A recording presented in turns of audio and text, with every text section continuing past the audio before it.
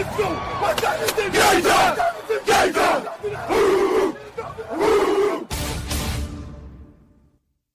to be a football game tonight now. No doubt. It's going to be a football game here. Okay. I done been here before. All right, let's go, baby. 9.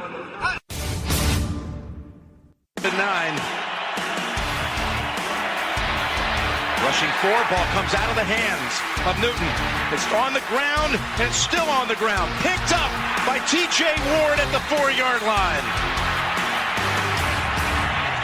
Vaughn Miller did it again.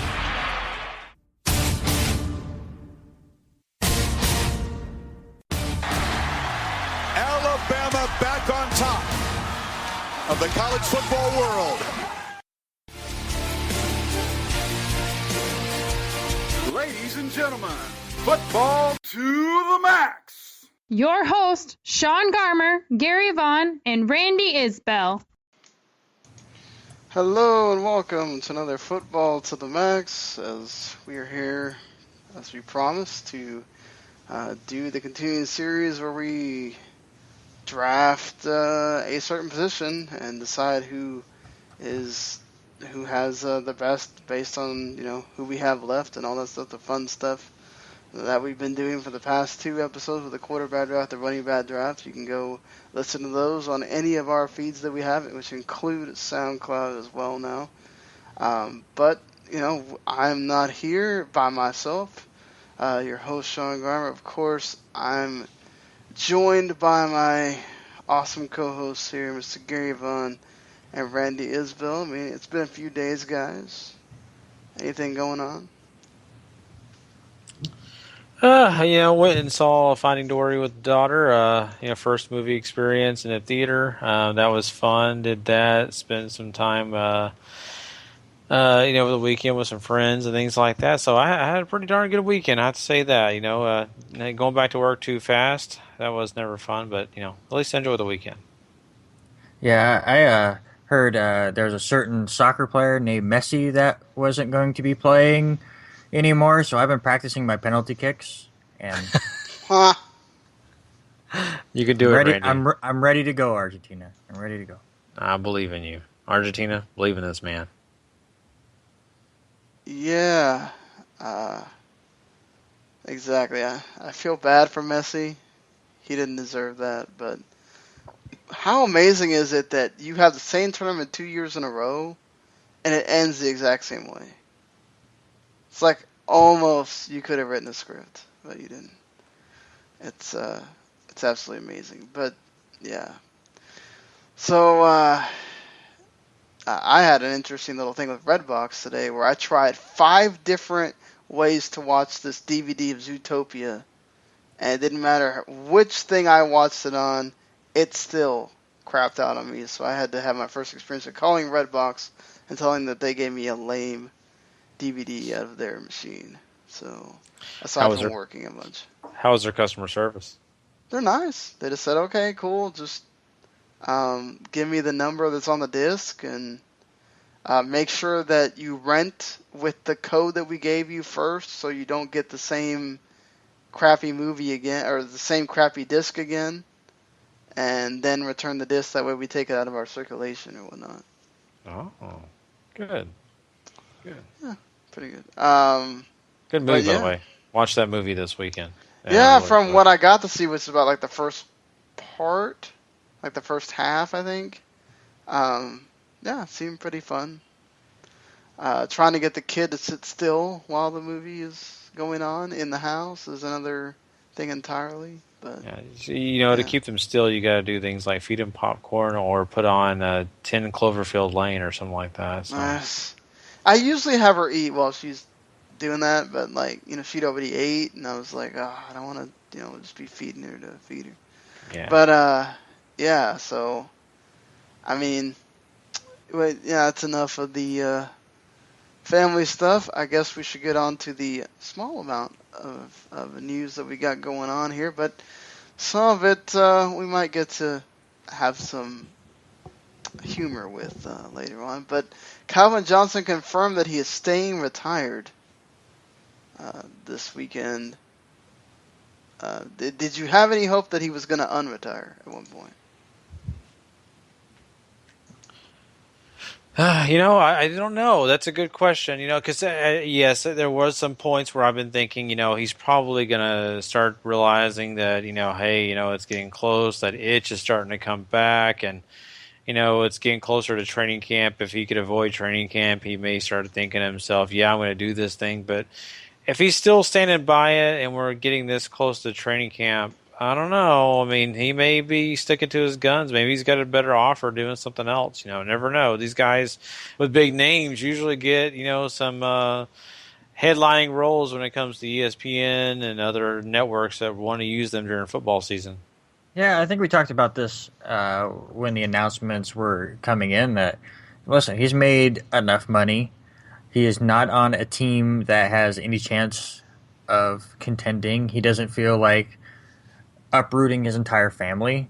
I think he is one of these football players that we were seeing a rise in this of guys that will go in, get a few years in, realize football is not their life. It has now set their life up perfectly, and now they're going to go on and do other things. Like, I don't think he may miss it come, August and September, when he's like, I'm always there and now I'm not. But other than that, I think he's not going to regret his choice of retiring at all. Yeah, Peyton Manning says he's looking forward to rooting for 6 teams and doing other things besides playing football. So it's going to be interesting to see how Calvin Johnson responds to that when that time comes for him. The Jacksonville Jaguars, I think, are the first team that we've had to talk about somebody having some kind of, other than the one guy that we always talk about, which we'll have to talk about again here in a little bit. But a very, a guy you're not thinking of so much about. I think his name is James Stuka or something like that. He's 30 years old and he got charged for first-degree misdemeanor battery. Case still going on, but probably not the smartest thing to do especially when you're not one of these, players that you're set on the team or whatever. You're making it a little bit easy for the team to just go, all right, we know we can get rid of him. Yeah, being in that 30 range really hurts him too. That's a difficult thing because, unless he is a big name or he has a specific spot that he can really help the team in, those kind of guys are starting to be expendable more and more. Anything on that, Randy? Yeah, this is another one of those, I'm tired of these stories. I'm ready for football. It's at that point. Yeah. The Baltimore Ravens are feeling that Mike Wallace can come back to being the Mike Wallace that he got a name from coming out of Pittsburgh with this Ravens team that obviously they run the ball a little bit with Forsett and with Bud Allen and I forgot the guy's name, is it Devontae Booker they drafted, or is it Dixon? I can't remember which one it is right now, the rookies they drafted, but still a much more passing-oriented offense, even though they don't have the big names at receiver. Do you think now with a much more, he had the running-oriented offense in Minnesota, and he didn't get the ball too much, but other receivers still got the ball more than Mike Wallace. Do you think you can get a little bit more of the older Mike Wallace with the Ravens, or do you think he's kind of who he is at this point, and then it doesn't matter what the offense does? Well, first off, you're right. It was Dixon is the rookie running back, but will he be better than the last year Mike Wallace? Sure, but you're not. I still don't think you're going to get the older Mike Wallace. You're just going to get an old Mike Wallace.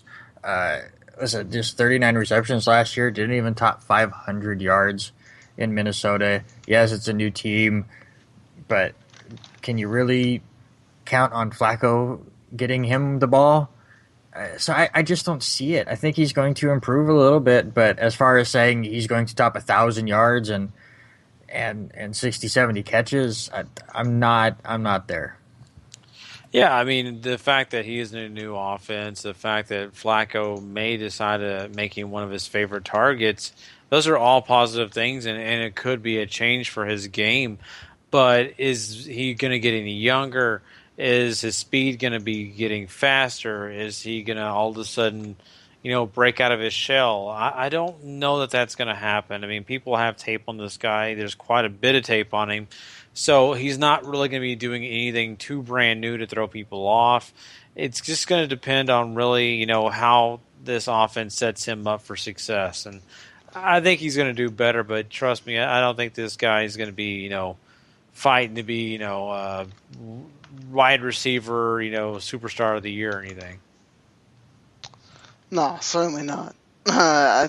He admitted himself that he's lost half a step or whatever, so he's not the blazing fast guy. He's not going to be sitting there running 9 routes all the time or whatever, but he can still use his speed to his advantage, and he can still, run important routes and be important to that team. And I think, if anything, he provides a veteran presence for them on a team where it's a bunch of young guys at receiver.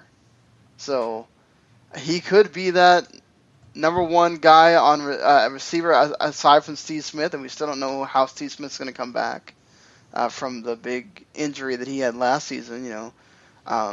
So you got Steve Smith, you got Mike Wallace there as your veterans and leading all this rookie crop. And if you get Steve Smith from last year, and you get Mike Wallace on the other end, or him being a third receiver, I think you got a decent, starting 3 there for the Ravens, and you get what you can out of Mike Wallace. The Al Jazeera case that we thought was done after, Peyton Manning just kept vehemently denying the whole thing about the HGH and all that stuff, and they're saying the reports were erroneous and all this kind of stuff. And now, actually, Adolfo Birch says he's going to actually interview some of these players. This includes Julius Peppers and Clay Matthews of the Green Bay Packers, Peyton Manning, James Harrison, Mike Neal, who used to be with the Packers. So, I mean, the NFL is conducting their investigation, and they're going to interview some of these players for possible PED use or whatever. They know that they're cracking down on this. They do testing. So weird. The NFL took so long, though, to really start interviewing people and doing their investigation. I mean, well, Sean, you have to understand, the NFL was worrying about something way more severe, way more worrisome for the NFL, and that was deflated footballs. That's way more important than people taking steroids. But now that that's out of the way, now they can focus on this minor thing. I mean, and the guy recanted his statements too, so it's like, I don't know what you would be investigating here. Gary, do you have an idea at all? I mean, just.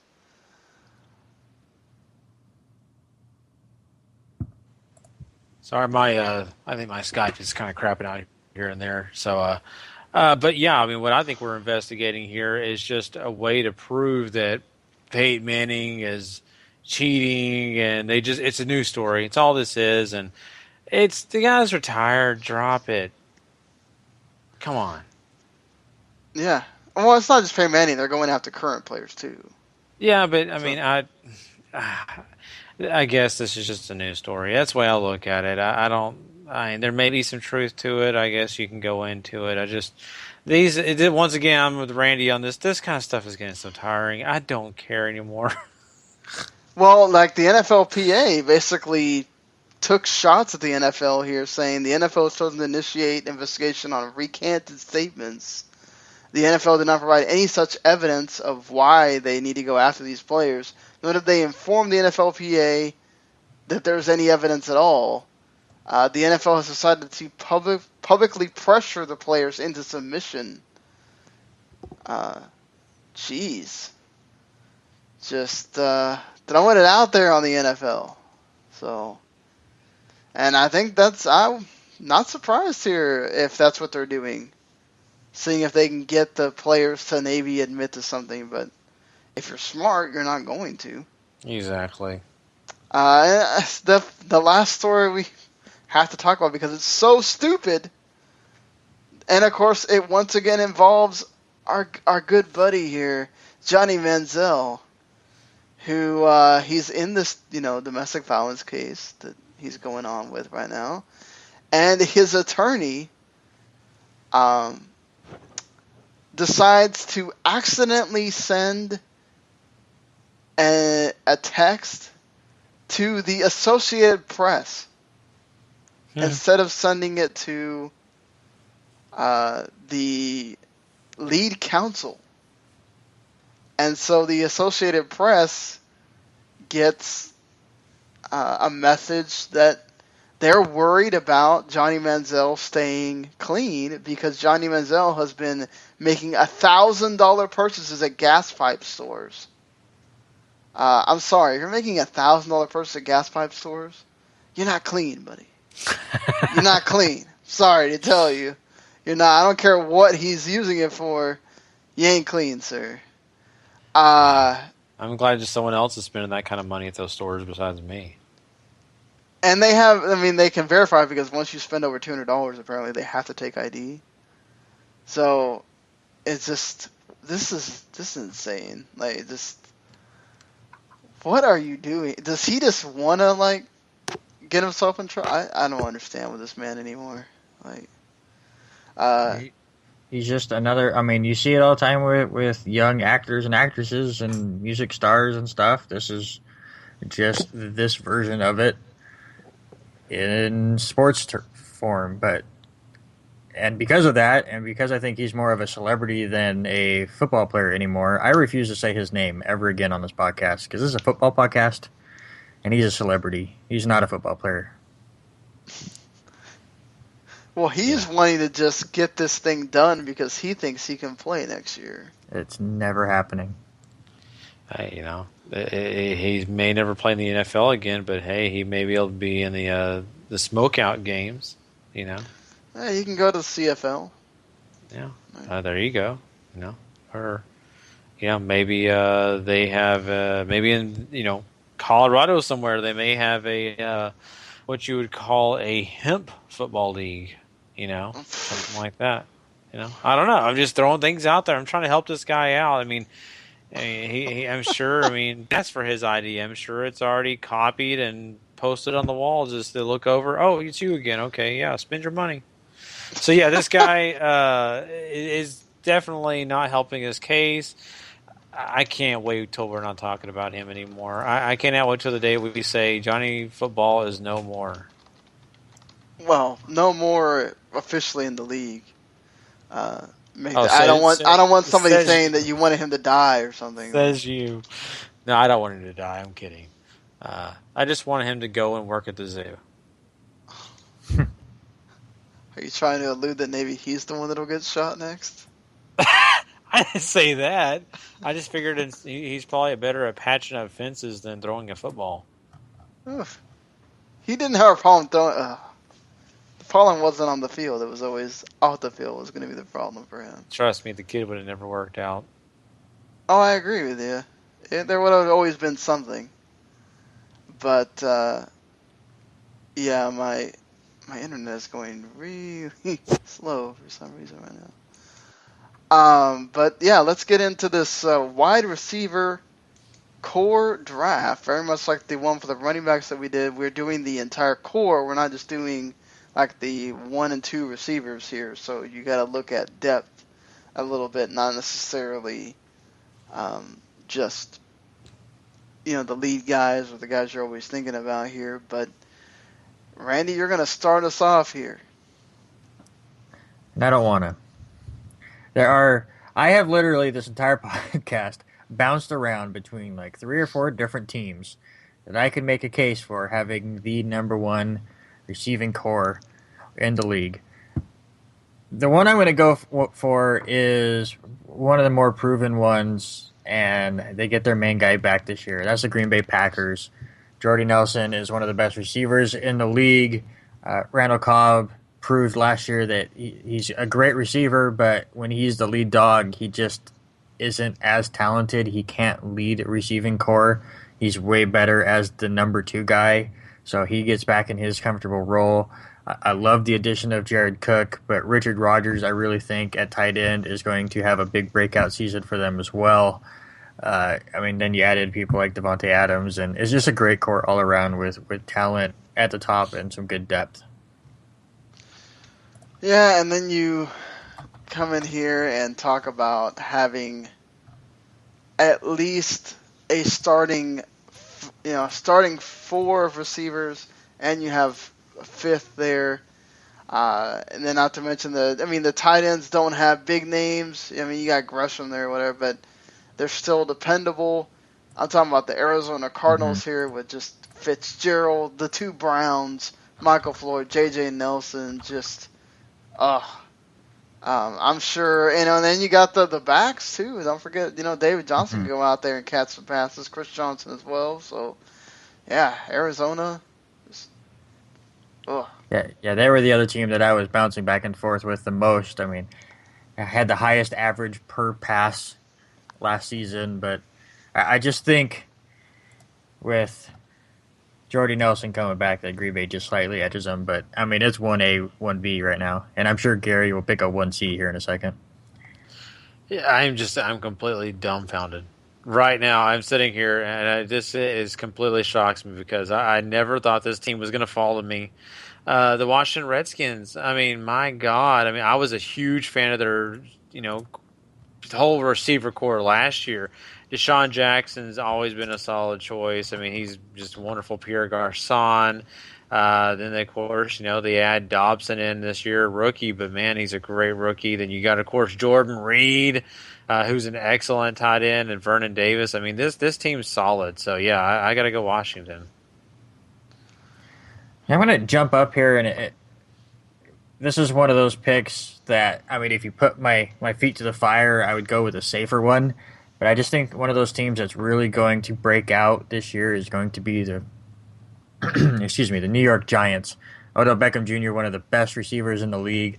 Victor Cruz has had several injury concerns, but hopefully he can stay healthy. And then you have that young Sterling Shepard who's going to just fit perfectly with this offense. I love their tight ends. Larry Donnell is a touchdown catching machine. Will Tye proved that he's far better than Larry Donnell. So I just think a lot of weapons for Eli Manning, and they don't do anything but pass the ball as well. And you can see the reason why with the talent they have on the field. Oh, yeah, this is a rough one because there's multiple teams here you can really go for.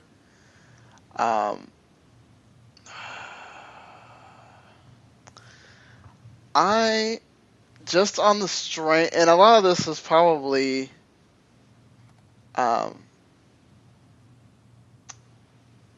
you know what? This is difficult, but I'm gonna go ahead and, even though they are missing one of their key, very, very key components here. Oh, damn it. I can't do it. I'm going to just go with the New England Patriots. You got Edelman and Amendola. Chris Hogan could possibly be like a 3rd guy. And then you got Gronk and Martellus Bennett. Dual threat, plus Nate Washington there. That's rough. I love the fact that Gary was like, yes, no, yes, pick them. Pick no.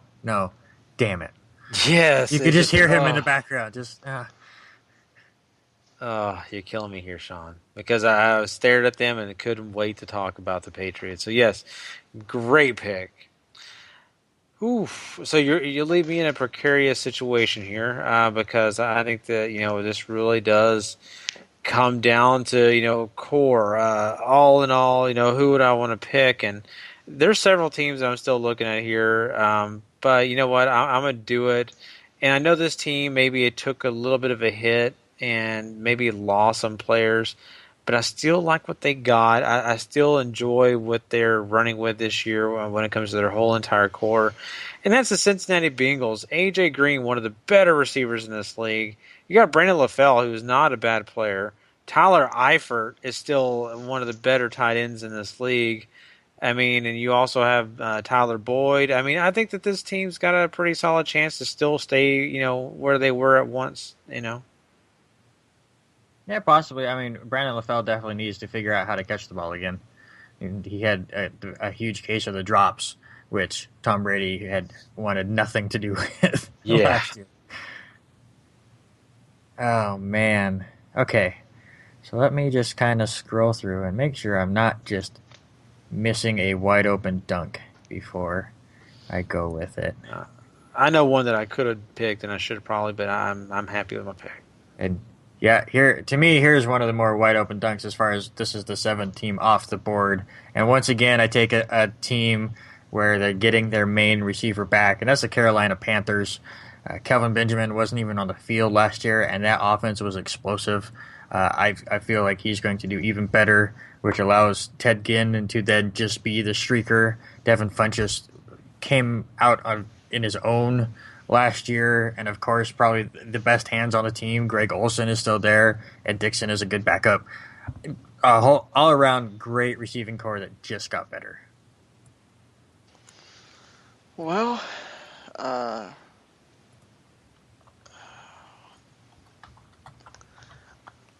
I want to pick them, but it's based on a lot of potential that we haven't seen yet in the NFL, so I can't go with them just yet. So I'm going to pick, and Randy's going to hate me, but I'm going to pick the Jacksonville Jaguars here with the two Allens. Well, that's what I was saying. When I was going through making sure there wasn't a slam dunk, it was so I could take Jacksonville, and then I saw Carolina, and I had to take them. And, you got Julius Thomas. Brian Walters has been a great guy that Blake Bortles can find in tight spots on third down.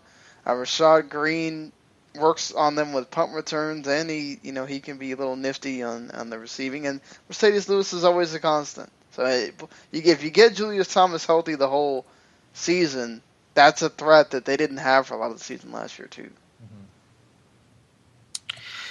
Yeah, looking at this list, once again, I think maybe, my choice of Cincinnati earlier may have been a little early, but that's okay because the team that I think I would have put in the same spot as I did Cincinnati fell to me here. I'm going to stay close to home, guys, and you may not like this, but I'm going to do it, though. I'm going to go with the Houston Texans. I like Will Fuller being added to this, DeAndre Hopkins. Cecil Short's still a great receiver. We'll see how he does on this team. So I think they got some great potential here. Of course, Braxton Miller being a part of this thing also helps. Well, Fuller just signed his contract, I think, a couple days ago. So yeah, that's awesome.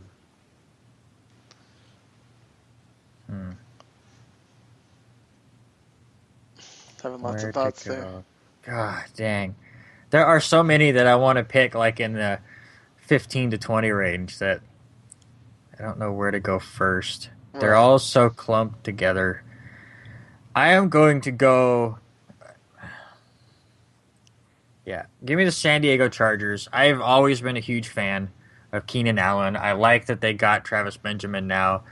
Steve Johnson, as a great 2-3 receiver is going to be great there. And Antonio Gates still has the fountain of youth and refuses to go away. And they just got Henry Hunter, who will be his replacement once he finally decides that 97 years in the NFL is enough. So give me the Chargers. You didn't hear me groaning that you picked one of my other teams? Good. Yeah. And it's Hunter Henry, by the way. What'd I say? Henry Hunter. Did I switch the Arkansas guy, I'm going to correct you on that one. But, man, this is difficult because I almost said it previously. I think I feel a little bit more comfortable picking him here. Even though they're missing one of their huge cogs to this machine for an entire season, you still got the best wide receiver in the entire NFL on this squad, along with a Marcus Wheaton that propelled himself into that third spot last year. They got Ladarius Green if he can stay healthy. And Darius Heyward-Bay was pretty good last year too. So, yeah, Steelers.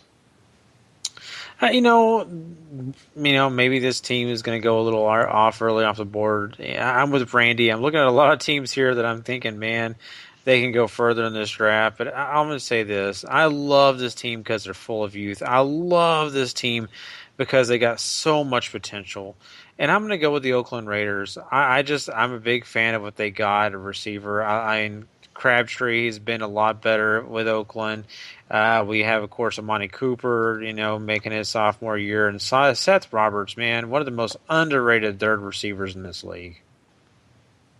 Yeah, absolutely. Oakland, I really think, is going to take a lot of steps forward this season. You were talking about youth, and that's kind of where I'm going to go. And I'm going to go with the Seattle Seahawks. Doug Baldwin, what an amazing year he had last year. Really stepped out into his own, made himself a marquee name. Tyler Lockett, just breakout speed. Jermaine Kearse is pretty good too. You still have to figure out if they're going to find a way to make Jimmy Graham feel comfortable in that offense or not. But if they can, it's still a major threat down there or over there in Seattle. So I have to take the Seahawks. Oh, man. I don't want to make this pick, but somebody has to. Obviously, this depends a hell of a ton on the quarterback as well, but it's hard for me when you've got Dez Bryant, Jason Witten still as your tandem, and Terrence Williams is good when Dez is there. You got Cole Beasley, who's proven didn't matter who was throwing the ball, he was still effective. Gonna go with my Cowboys here. You know what? You mentioned quarterbacks, and that's the biggest question here. And for me, I know we should evaluate on this season, possibly evaluate on what's going to happen. But I'm sitting here with a quandary because I think this receiver core has a lot of talent. Maybe not the quarterback at the position that's going to be getting them the ball. Oh, I know where you're going. But I have to do it. I just too many good names with the Denver Broncos, with Sanders and Demaryius Thomas and Norwood. And even Virgil Green. These are great-handed receivers that, I don't know. We'll see. But I think that they're, one of the top-notch cores. That's not where I thought you were going. Yeah, I think I know exactly where Randy's head was at. Where I'm going. Yeah. And that is my New York Jets. Same thing as Denver. A lot of talent in the receiving core. Not a lot of depth. I am a fan of Campbell Tompkins, and I love Quincy Enunwa. I think in a year or two they could be breakout stars. But, Marshall and Decker are two of the best 1-2 punches you have in the league. But right now, a certain Geno Smith looks like he's going to be the man throwing to them, and he makes me a little uneasy still. I had a lot of high hopes for him last year. I don't know what changed over a year. Maybe just the fact that I really want Fitzpatrick. But no depth for the Jets. Absolutely nothing when it comes to tight ends. But when you have Marshall and Decker, it's tough not to go there. Oof. I'm stuck between two teams in the same division here. Ooh, I gotta look. And I think I'm going to go with the one that has the more dependable quarterback just because they were still amazing last year. And even though we don't know where one of them's going to be at, lots of talk about Brandon Coleman going somewhere, but you get Michael Thomas to replace him. You get Kobe Fleener in to play tight end. I think Drew Brees is still going to be firing on all cylinders for Brandon Cooks and Willie Snead, who surprised a hell of a lot of people last year, so I'm going to go with the Saints. Oh, it's a good pick. I like them a lot. And, that leads me to my pick and trying to figure out really what I like here. This is a team maybe that I think it's once again, maybe some youth and maybe a little bit of veteran leadership in this core. But I think that Tampa Bay gets a bad shot at sometimes because I think Vincent Jackson is still a credible receiver. Mike Evans is an excellent receiver himself. You add in, Surfarius Jenkins. I think they're a pretty solid core. Yeah, absolutely. And God, do I do it again? That's my theme. Okay, this is just my theme for wide receivers. Give me the ones where they lost the receiver last year and he's coming back. Give me the Chicago Bears. We still have no idea what Kevin White is. He was supposed to be the next big thing and got hurt before we could figure it out. Alshon Jeffrey is the next big thing. I absolutely love his talent, and hopefully if Kevin White can live up to the expectations that he had, that's a great 1-2 punch. Zach Miller's fine. Again, not a lot of depth, but a great 1-2 punch with Chicago. Now you got still some pretty good choices on this board, and it makes it difficult. Yeah. Like I said, when you get, let's see, I'm looking at our list real quick, from like 12 to 24, it's just, they're the same. Yeah.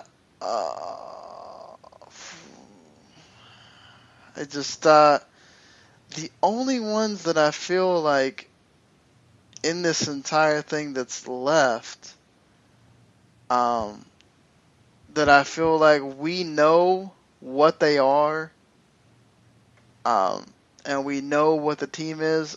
I'm looking at the Kansas City Chiefs with that 1-2 punch of Jeremy Maclin and Travis Kelce. I know most of it is based around the rest of the running game or whatever, but those two together can outdo some of these cores by themselves because they are so proficient, and Alex Smith knows how to get them the ball. And the other guys are kind of just there. I like the addition of Rod Streeter. But yeah, talking about running games and how that could affect the receiver core, I think this team is in that same boat, but I think the receivers that this team has and the additions they made, I think they're well improved, and maybe they won't focus as much on the running game as they've had to in the past, and that's the Minnesota Vikings. Laquan Treadwell as a part of this team is definitely a huge situation that's going to hopefully be positive. Stephon Diggs, Kyle Rudolph, I think this is a big positive. Yeah, all right. So give me the Atlanta Falcons. Julio Jones, a great wide receiver in his own right. Get Mohamed Sanu to take the place of Roddy White. Again, that's it. You have your 1-2. And a lot of question marks. A lot of rookies that they brought in. Devin Hester is still on the team, so maybe he does something. But other than that, it's just not a lot there. But some great talent up front in the wide receiver core. Still got some good talent going around here, and when I look at this team,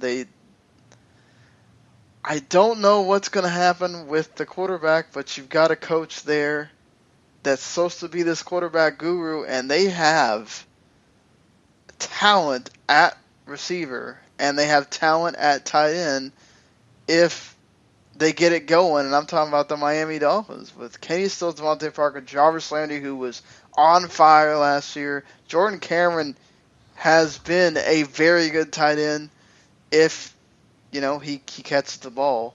So, and Laronte Carew, don't sleep on him. He can be a sleeper wide receiver.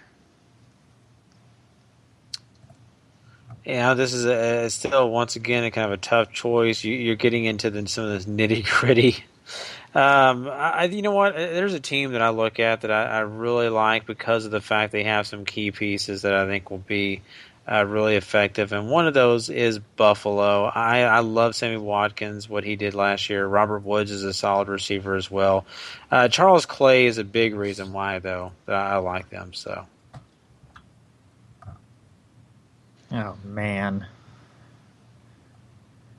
So I know this team changed a lot in the offseason, but there's still one team that we have not picked that actually finished in the top 10 in receiving yards last season. So now here we are at, 25? So I have to give them credit, and that's the Detroit Lions. Yes, they lost Calvin Johnson, and Marvin Jones is no replacement for him. But Golden Tate is still good. Both their tight ends are good in Ebron and Pettigrew. And listen, they've been able to prove it when Johnson gets hurt before, so it's not Johnson and nothing else. So I think the talent will still be there, and they'll still be a decent enough core. Talk about a team that certainly could improve. They have a really tough division, but they got a quarterback that's going to get them the ball. They add Rashad Matthews. You got Delaney Walker. Could Green Beckham be the guy this year? Kendall Wright's coming back. Justin Hunter's still there.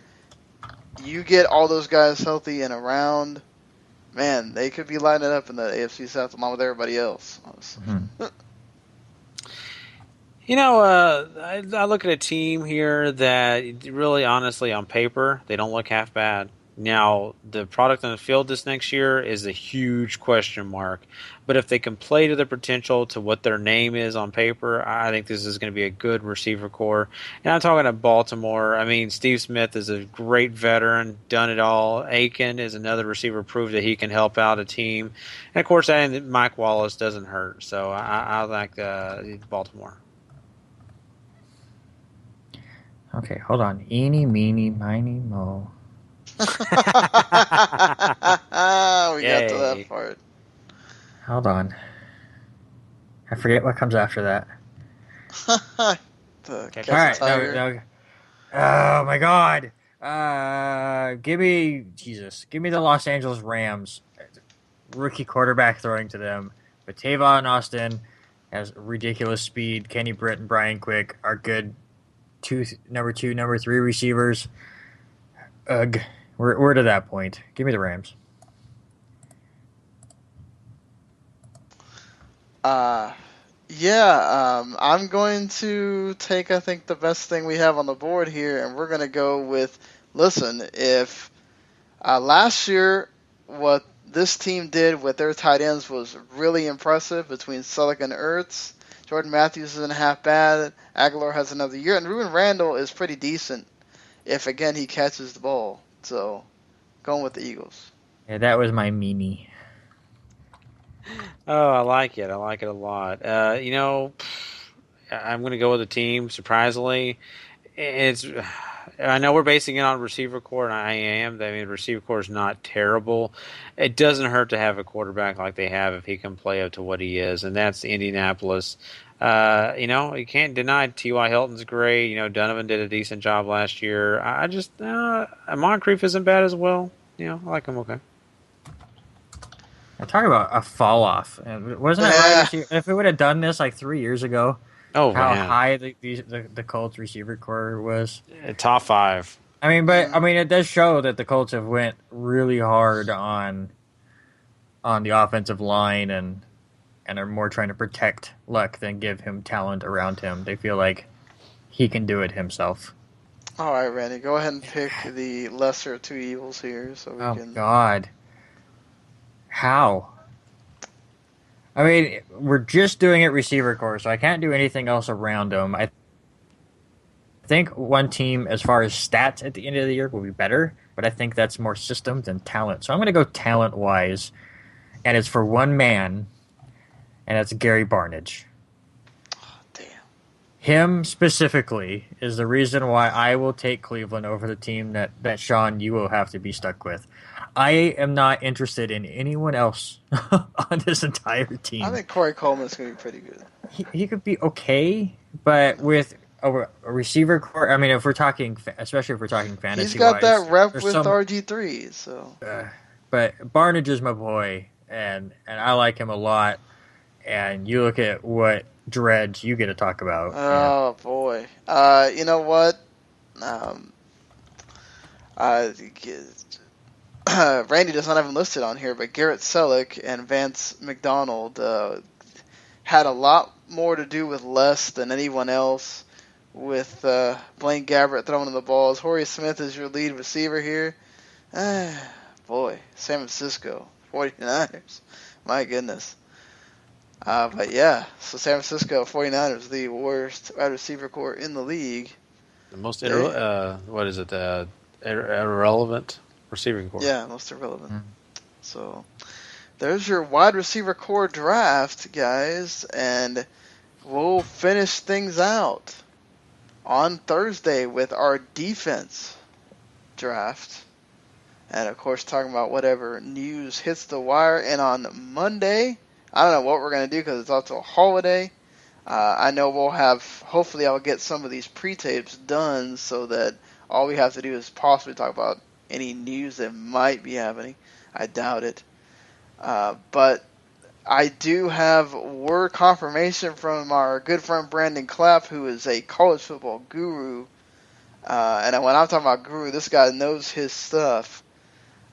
He is going to basically help us sort of, I don't want to, at least during these previews, sort of take Randy's spot and really go in depth and break down these teams. And let Randy kind of do what you and I, Gary, do, and just kind of get to give thoughts after Brandon's over talking. And then we'll also, hopefully I can get some of these Last Word on Sports college football people to help me out with an interview on a certain conference. And we're going to start with the Big Ten on July 4th. And then we'll go through, talk about some of even the lesser conferences. I have the whole lineup written somewhere, but I'm not going to go through it right now. And then that'll be on the Monday shows. We'll go through college football all the way through to they start the season. And then on the Thursday shows will be the NFL divisions. So we'll start with the Big Ten on July 4th, and we'll start with the AFC West on that upcoming Thursday of next week.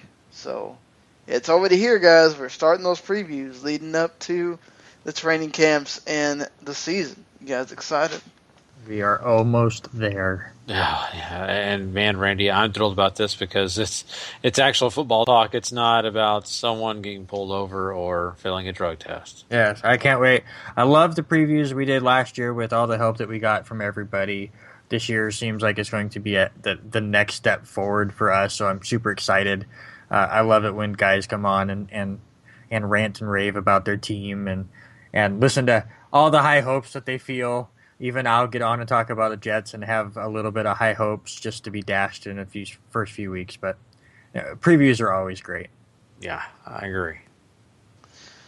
Well, that's going to do it for this edition of the show. But, we do have a few things that you can listen to aside from the show. Of course, if you want to listen to everything that we offer here, and including more things that might come further down the line, subscribe to that WTO Network on iTunes, Stitcher, SoundCloud, YouTube, wherever you can find podcasts, it is there, and you subscribe to it, and you get all of our podcasts, so you can pick and choose what you want, including Randy's backlog busting project, where he talks about older video games.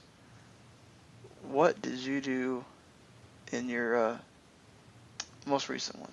Yeah, the most recent one, we actually ended our games of 2015. Again, I try to say best, but Wes did play I Am Bread, which does not go in the best category. I played Ori and the Blind Forest, which does go in the best category, and we both played the horror movie simulator that was Until Dawn, which you can also find on our YouTube channel at the Backlog Busting Project, where every Tuesday and Thursday I will be releasing the Let's Play version of me pooping my pants through a lot of terrible decisions that I made while playing that game. That should be fun to watch for sure. Yeah, just for the splatter sounds. Yes. And Gary, we just finished up another Wrestling to the Max episode. Yeah, we did. It was a really packed show, a little bit longer than usual, but that's because we had such a big amount of things to talk about. We not only did talk Monday Night Raw, but we got into Uh-oh.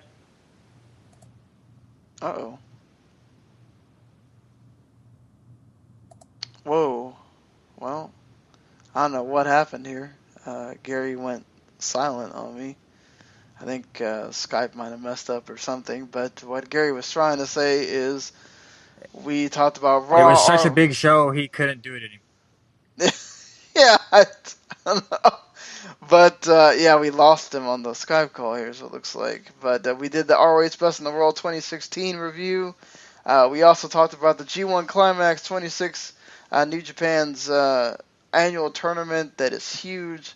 They released the blocks and the participants, so we talked about those, and a few other things involving the draft and the brand split and whatnot. So, yeah, plenty to listen to, and of course, don't miss us on Thursdays. We talk about the rest of the week in wrestling as well. And so, well, until that Friday morning show here, where we talked about that defensive draft and whatever else is going on, see you later, everybody.